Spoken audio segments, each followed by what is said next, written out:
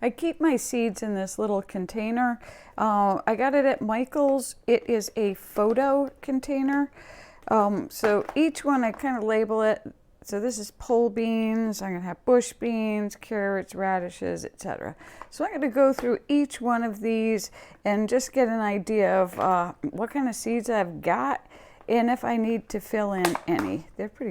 They latch pretty well. So I got these last year at the dollar store. They were 4 packets for $1. There's not a lot of seeds in them, but the germination rate is great. And I think that this is going to be sufficient for the green ones. These are, what's the variety here? Kentucky Wonder. These are great. I also really, really, really like purple ones. If I happen to go out to the garden and I don't have my glasses on, I could always see the purple beans. So I really like these. Plus, they're really cool. When you cook them, they turn green. I like to blanch beans and freeze them. So when I throw them in the boiling water, the second they turn green is when I need to pull them out and dip them in ice water.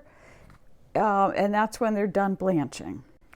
So I'm going through these pole bean seeds and I see I've got a full pack of purple pod beans that I didn't even open. So I'm going to be all set on both purple pole beans and green pole beans. The next ones I'm going to go through will be the bush beans. Now I've got the bush beans that I'm going to go through. I keep different types all in the same little container. So these are wax beans, the yellow ones.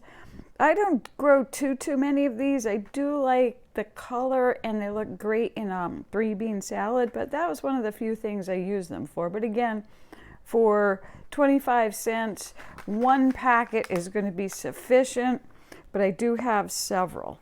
Let's see what else I have in here. I've got purple bush beans, so these are great. What I do is I grow the pole beans on an arched trellis in the garden, and then I put the bush beans at the foot of the pole beans. So it gives me a ton of beans. More gold, the Gold Rush, yeah, these are more wax beans and more. And let's see, more purple ones. So I am all set on beans. I'm probably going to try to save some of these. You see, these are heirloom. So those seeds, when I save them, they will grow true the next time I grow them. What I also like to do is I made up the seed inventory list. And this is for 2021, and I filled it out. Actually, it's 3 pages of seeds that I've got. And I'm going to update this. I kind of guesstimate like how many seeds I have left, number of seeds I need, and I also kind of go through and calculate what I need to grow to get me through the entire year. So on to the next batch of seeds. Right, this container is carrots and radishes, so I'll see what I've got. I really don't need a lot of these either.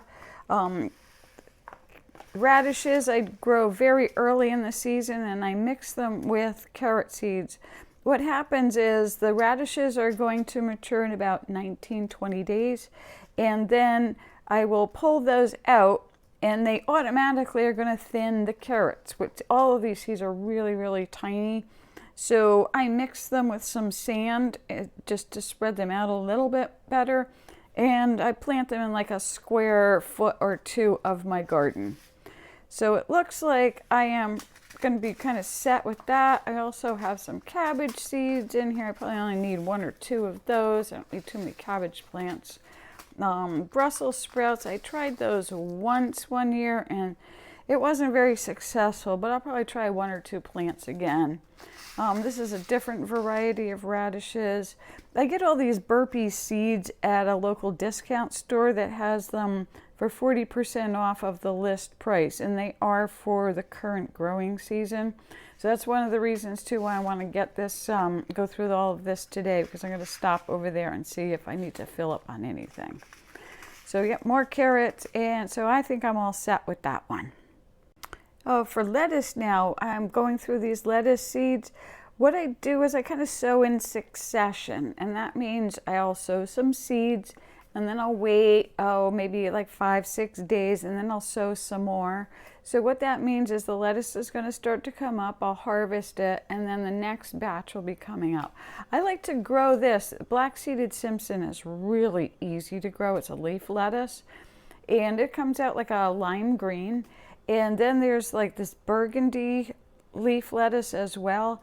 And I grow those in a strawberry pot at the foot of my back steps. So I just have to run down the steps, grab a few leaves, and I can have a salad for lunch.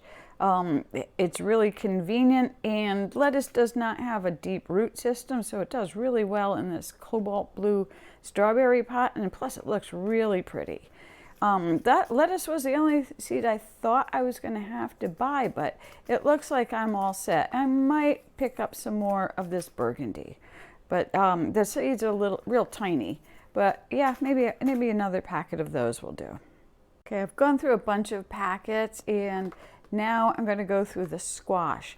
One of the things I really like to grow is acorn squash. One year I grew these, and I got, I don't know, pounds and pounds of squash.